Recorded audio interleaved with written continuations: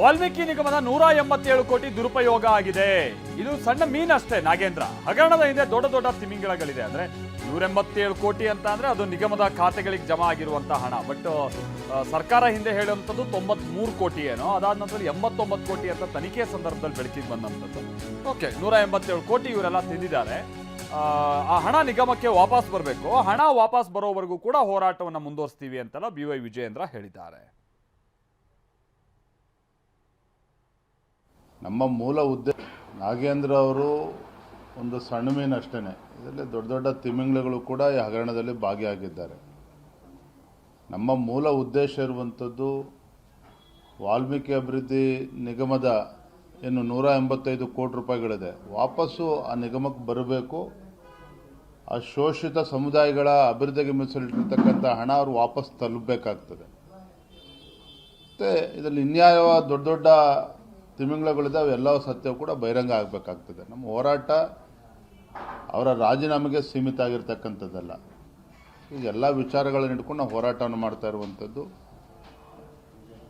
ಹಾಗಾಗಿ ಅವರು ರಾಜೀನಾಮೆ ಕೊಟ್ಟಿದ್ದಾರಾ, ಕೊಟ್ಟ ಮೇಲೆ ಅಂಗೀಕಾರ ಇನ್ನು ಕೊಟ್ಟಿದ್ದಾರಾ ಇಲ್ವಾ ಅದ್ರ ಬಗ್ಗೆನೇ ಸಾಕಷ್ಟು ಅನುಮಾನಗಳಿದ್ದಾವೆ. ಎಲ್ಲ ಸ್ಪಷ್ಟ ಚಿತ್ರಣ ಬಂದ ನಂತರ ನಾನು ಅದ್ರ ಬಗ್ಗೆ ಪ್ರತಿಕ್ರಿಯೆಯನ್ನು ನೀಡ್ತೇನೆ. ನಾಗೇಂದ್ರ ಅವರು ಒಂದು ಸಣ್ಣ ಮೀನು ಅಷ್ಟೇ. ಇದರಲ್ಲಿ ದೊಡ್ಡ ದೊಡ್ಡ ಸಿಟಿ ರವಿ ಅವರು ಕೂಡ ಈ ವಿಚಾರವಾಗಿ ಹೇಳಿದ್ದಾರೆ. 187 ಕೋಟಿ ಹಣ ಖಾತೆಗೆ ಹೋಗಿದೆ.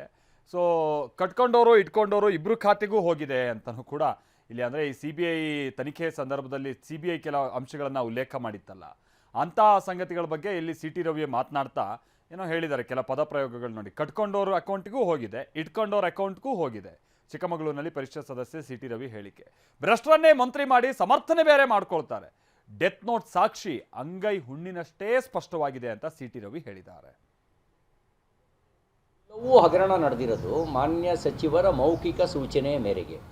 ಇಲ್ಲದೆ MDಗೆ ಇಷ್ಟು ಧೈರ್ಯ ಎಲ್ಲಿ ಬರ್ತಿತ್ತು? ಸೂಪರ್ಡೆಂಟು ಅಥವಾ ಉಳಿದ ಅಧಿಕಾರಿಗಳು ಹೇಗೆ ಸಹಕಾರ ಕೊಡ್ತಾಯಿದ್ರು?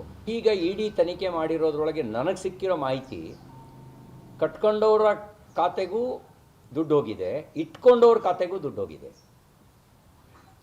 ಯಾರನ್ನ ಇಟ್ಕೊಂಡಿದ್ದಾರೆ ಅಂತ ಇವತ್ತು ನನ್ನ ಹತ್ರ ಕೇಳಬೇಡಿ.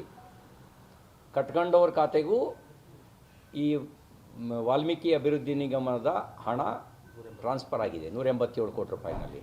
ಇಟ್ಕೊಂಡವ್ರ ಖಾತೆಗೂ ಟ್ರಾನ್ಸ್ಫರ್ ಆಗಿದೆ. ಇವರು SIT ಅವರು ತಿಪ್ಪೆ ಸಾರಿಸೋ ಕೆಲಸ ಮಾಡಿರ್ಬೋದು, ಆದರೆ CBI ತಿಪ್ಪೆ ಸಾರಿಸೋ ಕೆಲಸ ಮಾಡಲ್ಲ. ED ತಿಪ್ಪೆ ಸಾರಿಸೋ ಕೆಲಸ ಮಾಡಲ್ಲ. ಅವರು ಕಡೆವರೆಗೂ ತನಿಖೆ ನಡೆಸ್ತಾರೆ. ಇಲ್ಲದೇ ಇದ್ದರೆ ಈ ರೀತಿ ಲೂಟಿ ಹೊಡೆಯೋರಿಗೆ ಲೈಸೆನ್ಸ್ ಕೊಟ್ಟಂಗೆ ಆಗಿಬಿಡುತ್ತೆ. ನಾವು ಬಡ ದಲಿತರ ಪರ, ಭ್ರಷ್ಟ ದಲಿತನ ಪರ ನಾವಲ್ಲ, ಬಡ ದಲಿತರ ಪರ ನಾವು. ಆತ್ಮಹತ್ಯೆ ಮಾಡಿಕೊಂಡ ಚಂದ್ರಶೇಖರ್ ಬೋವಿ ಜನಾಂಗಕ್ಕೆ ಸೇರಿದವರು, ಅವ್ರು ದಲಿತರಲ್ವೇನೋ? ಆ ಅಮಾಯಕನ ಸಾವಿಗೆ ಕಾರಣರಾದಲ್ಲ ಆ ಪಾಪಿಗಳು. ಹಂಗಾರೆ ಅವರಿಗೆ ಪ್ರಾಯಶ್ಚಿತ್ತ, ಅವರಿಗೆ ಶಿಕ್ಷೆ ಆಗಬಾರ್ದಾ?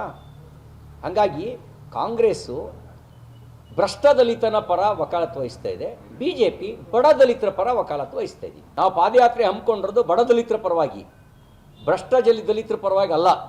ಭ್ರಷ್ಟ ದಲಿತರಿಗೆ ಶಿಕ್ಷೆ ಆಗಬೇಕು. ಎಲ್ಲವೂ ಹಗರಣ ನಡೆದಿರೋದು ಮಾನ್ಯ ಸಚಿವ